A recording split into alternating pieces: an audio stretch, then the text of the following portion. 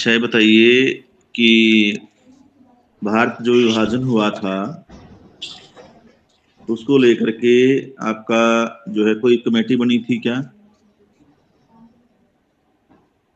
कि संसाधनों का विभाजन कैसे होगा? सर बनी तो थी, अभी याद नहीं आ रहा कमेटी। अच्छा, ये बताइए मुझे कि भारत विभाजन का सबसे बड़ा दोषी कौन है?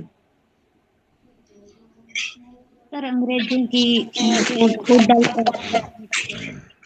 और यही कारण है सबसे ज्यादा, यही रहा है सर। फटाफट आपको बता देना कि मोहम्मद अली जिन्ना और अंग्रेजों की फूट डालो राज करो की नीति, हाँ जी तो ये सर। सबसे बड़े दोषी थे। हाँ जी सर। ठीक है। अगस्त प्रस्ताव कब आए थे? पानी मेरा निकलता हो गया है। 1942 अगस्त में। प्रस्ताव। 1942 में। अच्छा, क्रिप्स मिशन कब आया था? 1942 में ही। अगस्त प्रस्ताव 40 में आए थे, फिर दोनों एक साथ कैसे आ सकते हैं? 40 में, सॉरी सर। अगस्त क्रांति नहीं मत सोचिए आप, अगस्त प्रस्ताव मैंने पूछा। कैबिनेट मिशन कब आया भारत में? 1946 में। संविधान सभा का गठन कब हुआ भारत में? 1946 में 9 दिसंबर 1946 को। पहले अध्यक्ष कौन थे, इसके स्थायी अध्यक्ष कौन थे? स्थायी तो राजेंद्र प्रसाद। ओके। इसमें कितनी महिलाओं का योगदान रहा है संविधान बनाने में? 15 महिलाएं थी। इन 15 महिलाओं के बारे में हरियाणा सरकार ने क्या कहा है?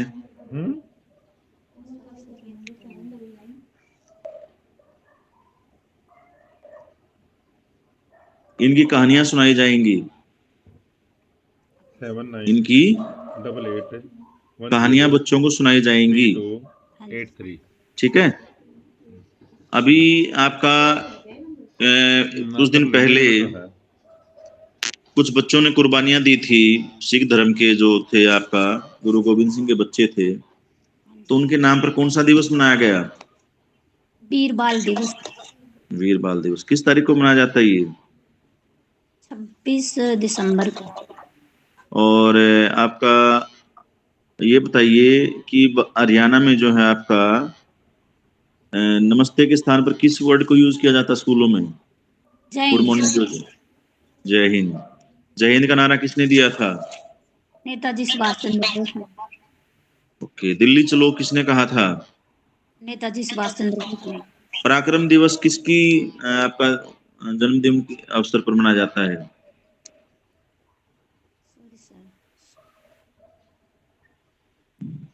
ये तो ध्यान नहीं आ रहा। पराक्रम दिवस भी तो सुभाष चंद्र बोस जी का ही है। सर सोच तो रही थी, फिर मैंने सोचा शायद लगाऊंगी तो फिर कर जानते हैं। अच्छा, कोई बात नहीं। चंपारण जो आंदोलन था उसमें एक आपका गांधी जी नेतृत्व करते हैं, तो किस चीज को विरोध को लेकर के आंदोलन हो रहा था? क्या चाह रहे थे किसान की क्या चीज होनी चाहिए, क्या खत्म होनी चाहिए? सर चंपारण में नील की खेती के लिए दबाव बनाया जा रहा था किसानों पर भी। कितने भाग पर की जाती नील की खेती? 1/3 भाग पर सर। 3 क्या कठिया कहते थे पर। उसको? 3 3 कट्ठे कठिया पर। पर। हाली पद्धति। हाली पद्धति क्या थी? हाली पद्धति। सर यही थी शायद। हाली पद्धति आपका गुजरात में जो आदिवासी थे उनका शोषण करने की एक पद्धति थी। दिक्कू। दिक्कू किसे कहा जाता है? टिक्कू सर जो जनजातियां रहती थी ना जंगलों में, उनके, सॉरी सर याद नहीं आ रहा है। दिक्कू वही आपका जो बाहरी लोग थे, आदिवासियों का शोषण करते थे। हाँ जी सर, वो आदिवासी लोग जो बाहर से कोई आता था, कई सारे अंग्रेज कोई। क्यूनिफोरम लिपि किस देश की, किस सभ्यता की थी? यूनिकोरन सर मेसोपोटामिया। मेसोपोटामिया की। ठीक है। मेसोपोटामिया में नगरीकरण में मंदिरों का योगदान क्या है? सर मंदिरों का योगदान ये जो पहले के जो मंदिर थे, उन्हीं मंदिरों में धीरे धीरे मतलब व्यवसाय वगैरह शुरू हुए और वहीं से व्यापार शुरू हुए और इनके चारों ओर फिर बस्तियां बसती गई। भारत में मंदिरों का नगरीकरण में बड़ा योगदान रहा है। वर्तमान समय तक मुझे 2 उदाहरण दें। मंदिरों का सर। हाँ, तो 2 नगर ऐसे बताइए जो कि एक वर्तमान में बताना है हाल ही में, और एक सर पुराना बताना है। वाराणसी, हाँ? जिसे काशी या वाराणसी को लेकर एक क्या? एक है होल है होल। मैं कह रहा हूँ मंदिरों का नगरीकरण में योगदान एक तो वर्तमान में बताना है और एक प्राचीन काल या मध्यकाल का बताना है। अच्छा सर, वर्तमान कौन सा में नगर? वर्तमान में तो वर्तमान वर्तमान में तो सर अभी याद नहीं आ रहा है। प्राचीन काल में तो वर्तमान में अयोध्या है, तो अभी अयोध्या का नगर जो विकसित हुआ है राम मंदिर के आसपास तो हुआ है। हाँ सर, ये मेरे दिमाग में तो आ रहा था, फिर मैंने सोचा अयोध्या तो पहले से ही देखा हुआ है। आपकी रेंज कम है, आपको बहुत क्लियर नहीं हो रहा है। सर मैं दूसरे फोन से जोड़ती हूँ, 1 मिनट। नहीं नहीं, कोई दिक्कत नहीं। लास्ट क्वेश्चन मुझे बता दीजिए कि आपका 1857 का विद्रोह जो हुआ था उसमें अवध का विलय किया गया था, उससे पहले अवध का विलय कब किया गया था? सर 1953। 1857 की बात कर रहा हूं मैं। सॉरी, आप 1900 1856 में। दूसरे फोन से जुड़ जाइए, सही नहीं आ रहा आपका। 1 मिनट सर।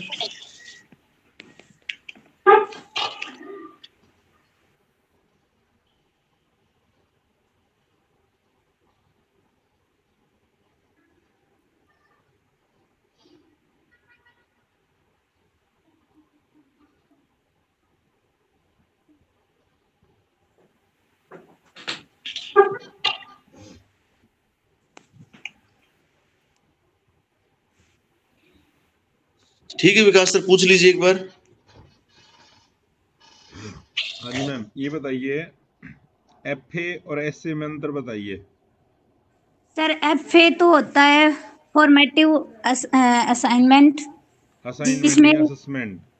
असेसमेंट, सॉरी, हाँ जी। असेसमेंट सर, जिसमें हम बच्चे का बीच बीच में मूल्यांकन करते हैं और जो कमियां होती है उसको हम सुधार सकते हैं सर। और अस्से होता है समेटिव असाइनमेंट, असाइनमेंट नहीं मैडम, जिसमें सर हम असेसमेंट है।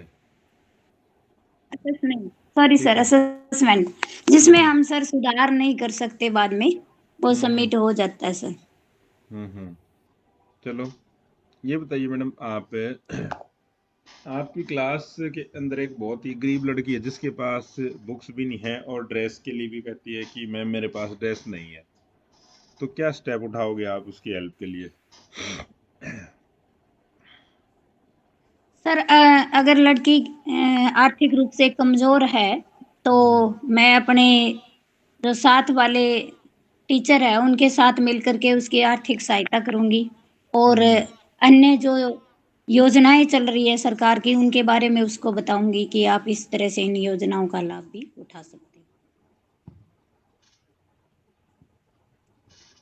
कौन सी योजनाओं का मैडम बताइए, आप मेरे को योजनाएं बताइए कोई भी, जिस ऐसी योजना बताइए जिसके तहत हम बच्चे को 11th क्लास की लड़की है बुक्स दे सकते हैं और ड्रेस दे सकते हैं। सर छात्रवृत्ति की योजना है, जैसे उसने 10वीं में मतलब मेरिट करी ली है तो सरकार उसको छात्रवृत्ति देगी सर। मेरिट नहीं ले रही मैडम, नॉर्मल बच्ची है वो। नॉर्मल बच्ची है तो सर उसका हमें ऐसे करेंगे, फिर कोई सामने एनजीओ हाँ। वगैरह है या कोई और है उसके साथ जोड़ेंगे उसको भी, इस बच्ची को पढ़ने की मतलब चाहत है और इस टाइम में इसको पढ़ना बहुत जरूरी है, तो हम्म। इसकी सहायता की जाए। बुक्स के लिए क्या कर सकते हैं? सर बुक्स हम टीचर्स भी उपलब्ध करवा सकते हैं सर, मैं खुद उपलब्ध करवा सकती हूँ उसको। कितने बच्चों को कराओगे आप? सर क्लास में 1-2 बच्चे इस तरह के होते हैं तो हम करवा ही देते हैं सर। संख्या बढ़ती चली गई, ज्यादा होगी फिर। आप ये बोलिए ना मैडम, जैसे कई बार जैसे जो सीनियर बच्चे होते हैं ना उनके पास बुक्स होती हैं, जो उससे हाँ जी पहले सर। क्लास में गए हम, हाँ जी तो सर। उसके से भी हम डोनेट करवा सकते हैं उन बच्चों को, उनसे बुक ले सकते हैं। ठीक है। या कई बार जैसे हमारे पास जो स्पेसिमेन बुक सेलर आते हैं ना, वो भी हाँ हमारे को जी। बुक दे के जाते हैं, तो उनके लिए उनसे भी हम ले सकते हैं बच्चों से के लिए। ठीक है। हाँ वो तो देते ही हैं सर, वैसे ही देते ही है, बच्चों को ही देते हैं वो। तो ये बोल सकते हैं मैडम हम। ठीक है। सॉरी सर, ठीक है सर। चलो ये बताइए, हरियाणा के अंदर सबसे कम साक्षरता दर कहाँ पे है? मेवात में सर। मेवात में। और सबसे ज्यादा? सबसे सबसे ज्यादा गुड़गांव में सर। एक तो ऊपर मत देख के सामने नजर मिला के आंसर दे रहे हैं आपने, ठीक है। एरिया के हिसाब से सबसे बड़ा क्षेत्र कौन सा हरियाणा का?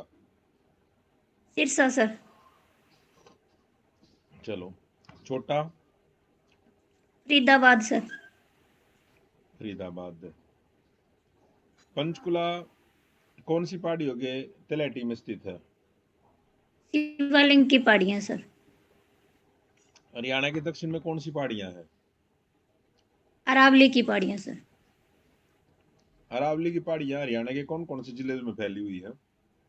महेंद्रगढ़ रेवाड़ी में सर। गुड़गांव में भी है क्या? हाँ जी सर। वैसे तो दिल्ली तक गई है सर ये रेंज। सबसे पुरानी पर्वत श्रृंखला किसको कहते हैं हम? यही है सर, अरावली की पहाड़ियां। हरियाणा के साथ लगते 5 राज्यों के नाम बताइए। सर उत्तर में तो हिमाचल और उत्तरांचल हो गया सर, और पूर्व में सर यूपी, और दक्षिण में राजस्थान, और एक साइड हमारे पंजाब लगता है सर।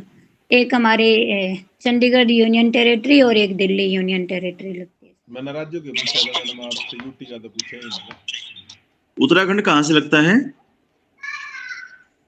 पूर्व उत्तर पूर्व से सर। कौन से जिले की सीमा लगती है उत्तराखंड की हमारे से? उत्तरांचल बोला था सर मैंने। नहीं, वही उत्तराखंड हाँ बताओ किसकी लगती है? यमुनानगर लगता है सर। यूपी से लगता है, कानपुर से।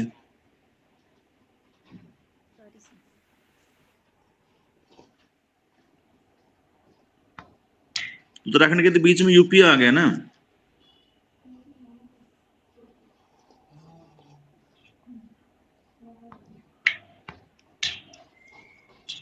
ठीक है, थोड़ा सा प्रश्नचित्र रहा करो, और जवाब देने से पहले सोचा करो कि क्या बताना क्या नहीं बताना। प्रश्नचित्र हो थोड़े से। ठीक है, इनको मैंने थोड़ा देखिए आप लोग, ठीक है। सर एक दिन